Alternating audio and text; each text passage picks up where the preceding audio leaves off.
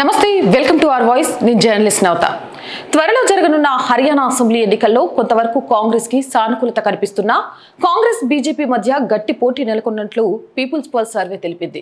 ముఖ్యంగా 26 నియోజకవర్గాల్లో కాంగ్రెస్ బీజేపీల మధ్య హోరాహోరీ ద్విముఖ పోరు నెలకొందని అవే విజేతను తెలుస్తాయని వెల్లడించింది. హర్యానాలో మొత్తం 90 అసెంబ్లీ స్థానాలున్నాయి. Majority mark 46. కనీసం 46 సీట్లలో విజయం సాధించిన పార్టీ లేదా కూటమి అధికారం చేపడుతుంది.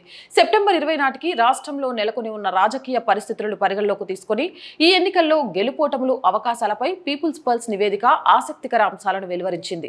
మొత్తం 90 అసెంబ్లీ స్థానాల్లో 35 సీట్లలో కాంగ్రెస్ వైపు మొగ్గు కనిపిస్తుందని, 23 సీట్లలో బీజేపీ ఆధిక్యత కనిపిస్తోందని ఈ సర్వే తేల్చింది.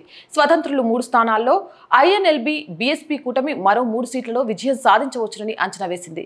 ఇక మిగతా 26 సీట్లలో హోరాహోరీ పోరు తప్పదని తేల్చింది. అంటే ఈ 26 సీట్లు అత్యధిక సీట్లను గెలుచుకుంటే బీజేపీకి మళ్లీ అధికారం చేపట్టే అవకాశం ఉంది, లేదా కాంగ్రెస్ ఈసారి 10 ఏళ్ల తర్వాత మళ్లీ అధికారంలోకి వస్తుందని పీపుల్స్ పల్స్ తేల్చింది.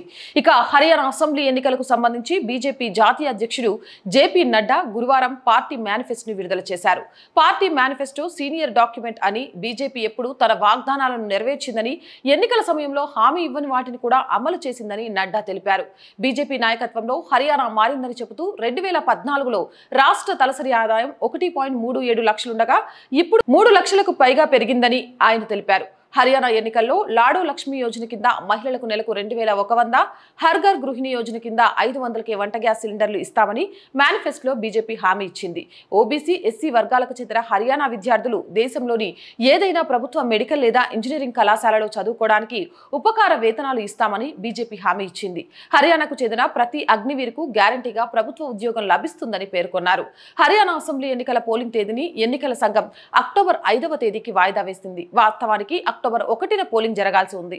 కాగా హర్యానా రాష్ట్రంలోని రైతులు, మహిళలు, యువకుల కోసం 7 ప్రధాన హామీలను కాంగ్రెస్ ఇచ్చింది. మహిళలు, వితంతువులు, వృద్ధులకు 6000 పెన్షన్, కనీస మద్దతు ధరల చట్టం, కుల సర్వే, పాత పెన్షన్ పథకం, పునరుద్ధరణ మొదలైనవి అందులో ఉన్నాయి. ఇలా ఉండగా సీట్ల సర్దుబాటు కోసం కాంగ్రెస్, ఆప్ల మధ్య జరిగిన ప్రయత్నాలు ఫలించకపోవడంతో ఆప్ అన్ని సీట్లలో పోటీ చేస్తుంది. దానితో పలు సీట్లలో కాంగ్రెస్ ఓట్లను ఆ పార్టీ ఏ మేరకు చీలుస్తుందనేది ప్రశ్న తలెత్తుతుంది. కాగా బీజేపీ, కాంగ్రెస్ పార్టీలు రెండు సొంత పార్టీలోని తిరుగుబాటుదారుల నుండి సమస్యలు ఎదుర్కొంటున్నాయి. వరుసగా 3వసారి ప్రభుత్వం ఏర్పాటు చేయాలని పట్టుదలతో బీజేపీ ప్రచారం చేస్తుండగా లోక్సభ ఎన్నికలలో సగం స్థానాలు గెలుచుకొని ఉత్సాహంతో కాంగ్రెస్ గెలుపుపై ధీమాతో ఉంది.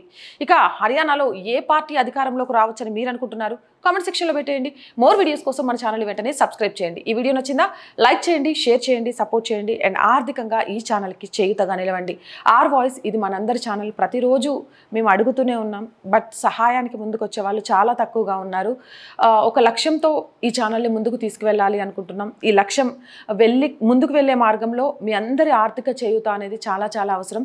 ఆర్థికంగా చేయుతను అందించాలి అనుకునేవారు సబ్స్క్రిప్షన్ పక్కనే జాయిన్ అనే బటన్ ఉంటుంది. 1 to 5 లెవెల్స్ ఉంటాయి. ఏదో ఒక లెవెల్లో సపోర్ట్ చేయొచ్చు. లేదా స్క్రీన్ మీద గూగుల్ పే, ఫోన్ పేతో పాటు అకౌంట్ డీటెయిల్స్ కూడా ఉంటాయి. మీకు తోచిన ఆర్థిక సహాయం చేయొచ్చు. ₹1 నుంచి ఎంత సహాయమైనా మన ఆర్ వాయిస్ కోసం చేస్తారని ఆశిస్తున్నాం. అలాగే చూస్తున్న ప్రతి ఒక్కరూ సబ్స్క్రైబ్ చేయండి. మీకు తెలిసిన వాళ్ళతో సబ్స్క్రైబ్ చేయించండి. వీలైనంత లైక్ చేయండి, వీలైనంతగా షేర్ చేయండి. జై భారత్.